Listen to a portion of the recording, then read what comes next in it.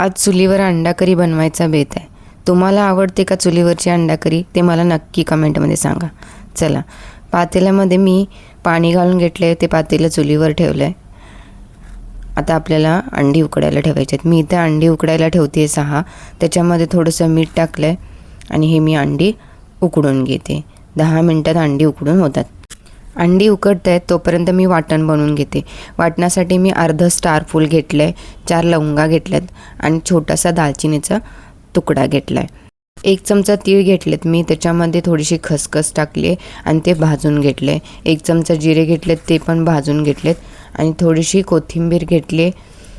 4 लसणाच्या पाकळ्या घेतल्यात आणि छोटे 2 आल्याचे तुकडे घेतलेत. 1 लांबडा चिरून कांदा थोडंसं तेल टाकून परतवून घेतले ते आणि अर्धी वाटी ओलं खोबरं घेतले. आता हे सगळं मी मिक्सरला वाटून घेणार आहे. आता मी आमटीला फोडणी टाकते. आमटीला फोडणी टाकायसाठी कढईमध्ये मी 3 चमचे तेल घातलं आहे आणि 1 बारीक चिरलेला कांदा घालून छान असं फोडणी देऊन घेते. कांदा चांगला असा भाजायचा आहे आपल्याला. कांदा आता मी चांगला भाजून घेते. त्याच्यामध्ये 1 चमचा आलं लसूण पेस्ट घालते आणि तेही मी भाजून घेते. आलं लसूण भाजल्यानंतर जे आपण वाटण केलं होतं ते आपल्याला घालायचं आहे फोडणीमध्ये. मी आता वाटण फोडणीमध्ये घालून घेते आणि वाटण ही व्यवस्थित भाजून घेते. वाटणाला तेल सुटलं पाहिजे असं इतपत भाजायचं आहे. वाटणाला तेल सुटल्यानंतर त्याच्यामध्ये मी कोल्हापुरी चटणी घालते 3 चमचे. तिखट तुमच्या आवडीनुसार घाला तुम्ही.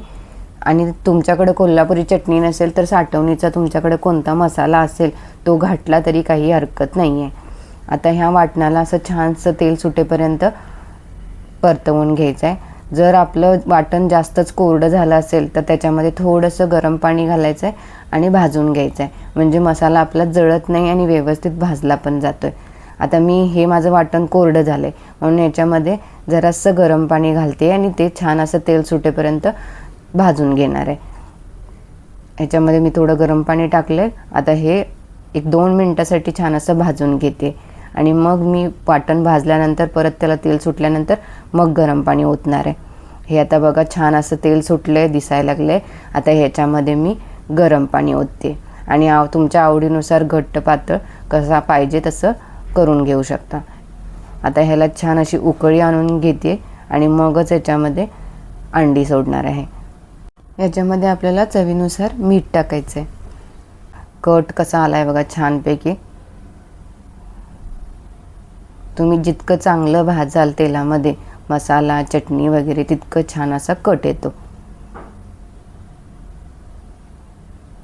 हे बघा माझ्या आता आमटीला छान अशी तणकून उकळी आली आहे.